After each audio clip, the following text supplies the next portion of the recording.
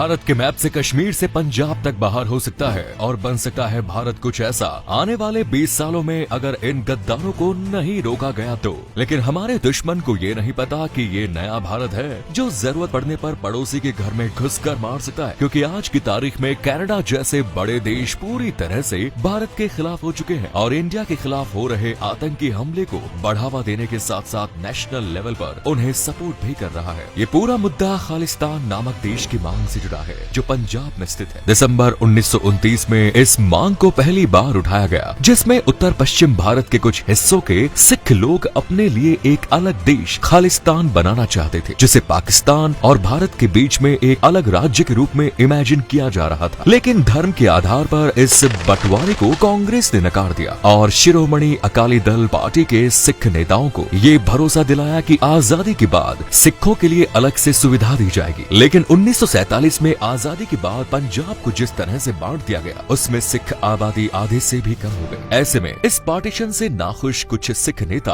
अपने लिए अलग देश की मांग करने लगे और ये लगभग 20 साल तक चला। मगर जून 1984 में सिखों की सबसे महत्वपूर्ण जगह गोल्डन टेम्पल में गोला बारूद के साथ भिंडरावाले आतंकी लोग अपना डेरा जमा कर बैठे। इनको बाहर निकालने के लिए प्रधानमंत्री इंदिरा गांधी के आदेश पर सेना ने ऑपरेशन ब्लू स्टार शुरू किया, लेकिन भिंडरावाले और उसके समर्थक ने गोल्डन टेम्पल के अंदर ही हथियार उठा लिए। ये लड़ाई लगभग 7 दिनों तक चली और उसमें भिंडरावाले के साथ साथ लगभग 400 से ज्यादा लोगों की मौत और 1100 लोग घायल हुए। वहीं इंडियन आर्मी के भी 89 जवान शहीद हुए। इसके बाद प्रधानमंत्री इंदिरा गांधी को 2 सिख बॉडीगार्ड द्वारा साथ ही 1985 में कनाडा से इंडिया के लिए रवाना हुआ प्लेन कभी मुंबई पहुंचा नहीं, बल्कि आयरलैंड में एक धमाके के दौरान 329 पैसेंजर्स की मौत के साथ खत्म हो गया। इस घटना के पीछे था खालिस्तानी तलविंदर सिंह परमार, जो तब के समय में कनाडा में था, लेकिन इसके बावजूद कैनेडियन सरकार ने इसके खिलाफ कोई सख्त कदम नहीं उठाया। आज की तारीख में कनाडा,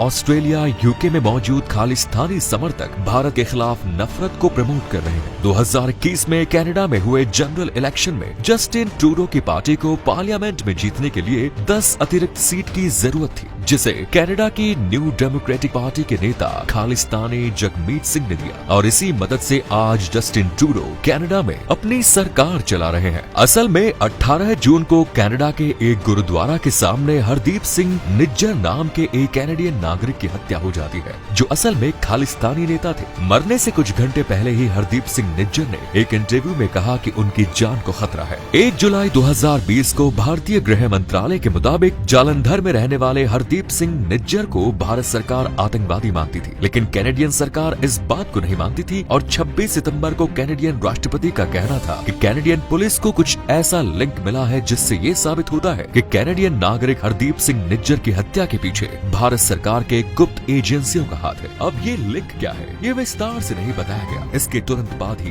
कैनेडियन विदेश मंत्री ने भारतीय खुफिया एजेंसी के कैनेडियन हेड को देश छोड़ने का आदेश दे दिया। इस घटना के बाद भारत की ओर से प्रतिक्रिया आई, जिसमें साफ तौर पर कहा गया कि आरोप पूरी तरह से झूठ और बेबुनियाद है, जो वोट बैंक को बचाने के लिए किया जा रहा है। और इसके तहत भारत ने कैनेडियन खुफिया सेवा के स्टेशन हेड ओलिविये सिल्वेस्टर को 5 दिनों के अंदर भारत छोड़ने का आदेश दिया। आपने हरदीप सिंह, जिसकी हाल ही में हत्या की गई, उसका नाम शायद सुना होगा, लेकिन उसकी गतिविधि 2007 से ही शुरू हो गई थी, जब पंजाब के लुधियाना में हुए एक सिनेमा हॉल हमले के मामले में निज्जर का नाम सामने आया, जिसमें 6 लोगों की मौत हुई। 10 फरवरी 1997 को हरदीप कनाडा में रवि शर्मा नाम लेकर एक फेक पासपोर्ट के साथ घूमता है और रिफ्यूजी स्टेटस की मांग करते हुए वो कहता है भारत सरकार उसको मारना चाहती है, क्योंकि वो ऐसे सिख ग्रुप से है जो सिख मिलिटेंट है। उसके मुताबिक 1995 में उसको पुलिस ने गिरफ्तार किया और टॉर्चर करने के बाद उससे 50,000 रुपए भी लिए, इसीलिए वो कनाडा में एक पासपोर्ट के साथ रिफ्यूजी स्टेटस की मांग करने लगा। लेकिन ये कहानी इमिग्रेशन ऑफिसर को हजम नहीं हुई और निज्जर का एप्लीकेशन रिजेक्ट कर दिया गया। लेकिन हरदीप हर हाल में कनाडा में रहना चाहता था, इसीलिए 11 दिनों के बाद एक कैनेडियन महिला से शादी करी ताकि उसे एक स्पाउस वीजा मिल सके। एविडेंस के तौर पर उसने कैनेडियन अथॉरिटीज को वेडिंग इनविटेशन और फोटो दिखाए, लेकिन इमिग्रेशन ऑफिसर्स का मानना था कि ये शादी सिर्फ वीजा के लिए ही की गई थी और हरदीप का ये एप्लीकेशन भी रिजेक्ट कर दिया गया। लेकिन इसके बावजूद किसी तरह वो कनाडा के नागरिक बन जाता है, लेकिन कैसे इसका कोई विवरण नहीं। कनाडा के इमिग्रेशन मिनिस्टर मार्क मिलर ने पहले कहा कहा हरदीप कनाडा का नागरिक 2015 में बना, फिर कुछ दिनों के बाद कहा कि वो 2017 में ही नागरिक बन चुका था। अब उसको सिटीजनशिप कैसे मिली ये स्पष्ट नहीं है।